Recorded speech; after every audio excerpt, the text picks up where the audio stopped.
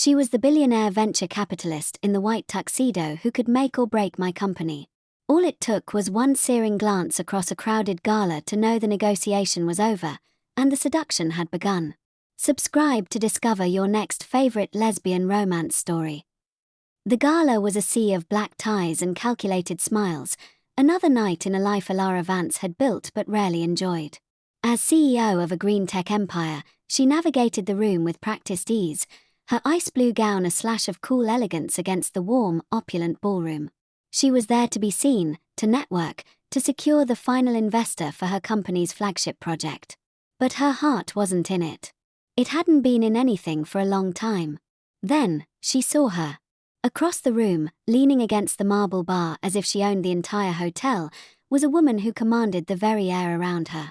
She wore a tailored tuxedo jacket, stark white and impossibly sharp, over nothing but a sleek, black bodysuit that plunged in a daring V. Her hair was a cascade of dark curls, and her eyes, even from a distance, sparkled with a mix of mischief and intense intelligence. This was Kaylin Reyes, the notoriously brilliant and reclusive venture capitalist Ilara was supposed to meet. The one who could make or break her deal. Their eyes met, and the hum of the crowd faded into a distant buzz. It was less a look and more a collision. Ilara felt a jolt, a visceral pull that was as unsettling as it was electrifying.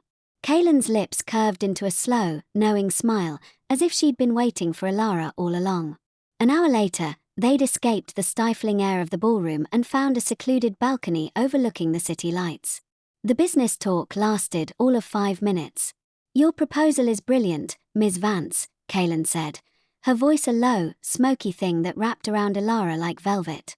"But I'm far more interested in the woman behind it." Ilara's breath caught. "And what do you see?" "A queen," Kaylin replied, stepping closer. The scent of her perfume, sandalwood and night-blooming jasmine, filled the space between them. Sitting on a throne she built herself. And looking profoundly lonely. No one had ever seen her so clearly, so instantly. Ilara, who built walls for a living, felt hers crumbling. "Perhaps I've been waiting for the right person to share the view," she whispered. Kaylin closed the final distance. She didn't ask. She simply cupped Ilara's face, her thumb stroking her cheekbone with a terrifying gentleness. "May I?" The kiss was not a question. It was an answer. It was a claiming. Kaylin's mouth was hot and demanding, yet laced with a surprising sweetness that made Ilara's knees weak. She kissed back with a desperation she didn't know she possessed, her hands tangling in Kaylin's dark curls, pulling her closer until the cool night air was no match for the heat between them. They didn't go back to the gala. They went to Kaylin's penthouse, a minimalist sanctuary high above the world. The moment the elevator doors closed, Kaylin pinned Ilara against the mirrored wall, her hands sliding down the silk of her dress. "I've wanted to do this all night," Kaylin murmured against her neck, her teeth grazing the sensitive skin. "Then stop talking," Ilara commanded, her voice husky with desire, as she reached for the buttons of Kaylin's jacket. What followed was a feverish exploration. Clothes became expensive puddles on the polished concrete floor. They didn't make it to the bedroom, instead making love on the vast, moonlit rug in the living room. Kaylin was a revelation, an demanding, intuitive lover who worshipped Ilara's body with her mouth and hands, learning her rhythms, her sounds, her secrets, until Ilara was crying out her name, shattering into a million pieces in her arms. But it was the morning after that sealed their fate.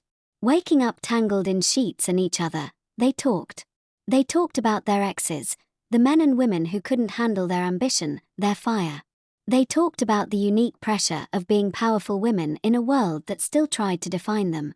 They talked about their dreams, not just for their companies, but for a life that felt real. Kaylin made them coffee, and Ilara watched her, this powerful woman moving with a domestic ease in her stunning kitchen, and felt a surge of emotion so profound it stole her breath. This wasn't just lust. This was recognition. "Last night," Ilara started. "Was the beginning," Kaylin finished, setting down her mug and crossing the room to kneel before Ilara where she sat today. She took her hands. "I don't just want to invest in your company, Ilara. I want to invest in you. In this. I've dated powerful people, but I've never met my match. Until you." Tears welled in Ilara's eyes. She was a woman who negotiated billion-dollar deals without breaking a sweat, and here she was, undone by a simple, heartfelt declaration. Their romance became the stuff of whispered legend. They were a power couple featured on magazine covers, but their real life was lived in the quiet moments, working side by side on their laptops in Kaylin's library, Kaylin cooking elaborate meals for them after a long day, Ilara dragging Kaylin out for spontaneous weekend trips to her private villa in Santorini. The passion never cooled. It only deepened, transforming into a slow, burning intensity that was even more potent. A heated glance across a boardroom table could promise an evening of exquisite torment. A hand placed on the small of a back during a charity event was a secret message. They knew each other's bodies like their own, and every time was a new discovery. One evening, on the terrace of that Santorini villa, with the sun setting the Aegean Sea on fire, Kaylin got down on one knee. She didn't have a ring. She held out a key. "This is the key to my first office," she said, her voice thick with emotion. "The one I started with nothing but a loan and a dream. It's the most valuable thing I own. It represents everything I am. And I want you to have it.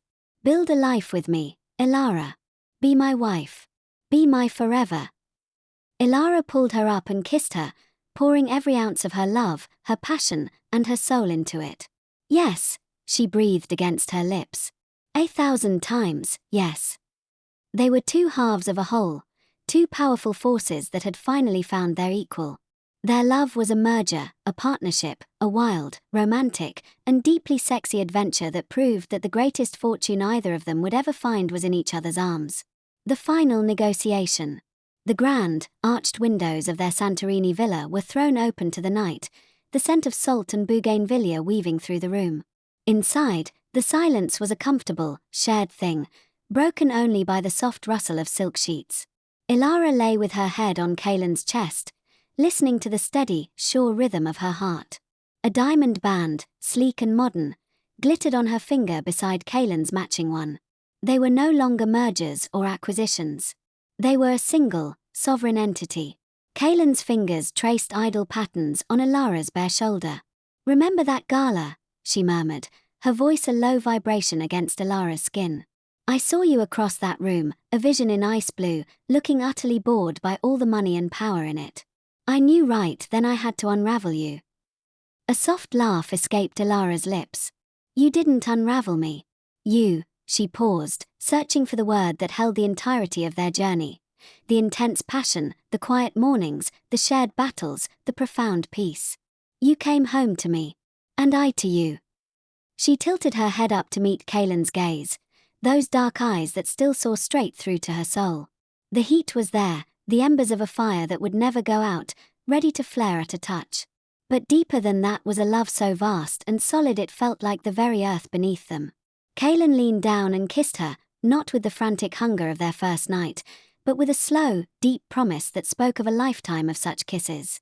Later, as the moon painted a silver path across the sea, they stood wrapped in each other's arms on the terrace, two silhouettes against the infinite night. The world below was full of deals to be made and empires to build, but their greatest fortune was right here. They had won everything the world had to offer, only to discover that the ultimate prize had been finding the one person who was both their perfect match and their safe harbor. The story wasn't about how two millionaires fell in love. It was about how two souls, who had scaled the highest peaks alone, finally found the one person they wanted to stand at the summit with, forever. And in that, they had found not just love, but a completion that made every past struggle worth it. Their adventure was just beginning.